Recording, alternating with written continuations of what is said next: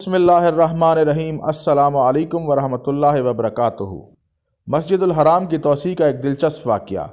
خلیفہ ابو جعفر منصور نے ایک مرتبہ حج کے موقع پر مسجد حرام کی تنگی دیکھ کر اس کو وسیع کرنے کا ارادہ کیا اور آس پاس کے مکانوں کو حرم میں ملانے کے لیے ان کے مالکوں کو خطی رقم پیش کی، مگر وہ لوگ حرم کا قرب چھوڑنے کو کسی طور بھی راضی نہیں ہوئے۔ ابو جعفر منصور بہت پریشان ہوا، زبردستی مکانات غصب بھی نہیں کرا سکتا تھا۔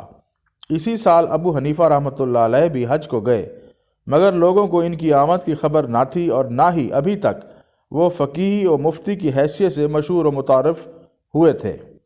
جب امام ابو حنیفہ رحمۃ اللہ علیہ کو اس واقعے کی خبر ہوئی تو خود ابو جعفر کے پاس گئے اور کہا کہ یہ معاملہ بہت آسان ہے، امیر المومنین مکان کے مالکوں کو بلا کر دریافت کریں کہ کعبہ تمہارے جوار اور پڑوس میں اترا یا تم اس کے جوار میں آ کر آباد ہوئے۔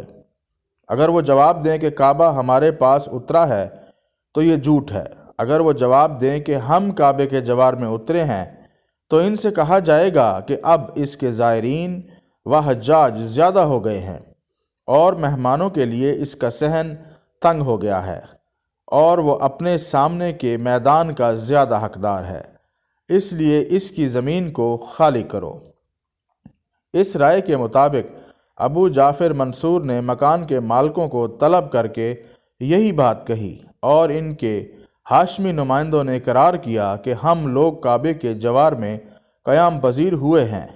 اس کے بعد سب لوگ اپنے مکانات فروخت کرنے پر راضی ہو گئے۔ جزاک اللہ۔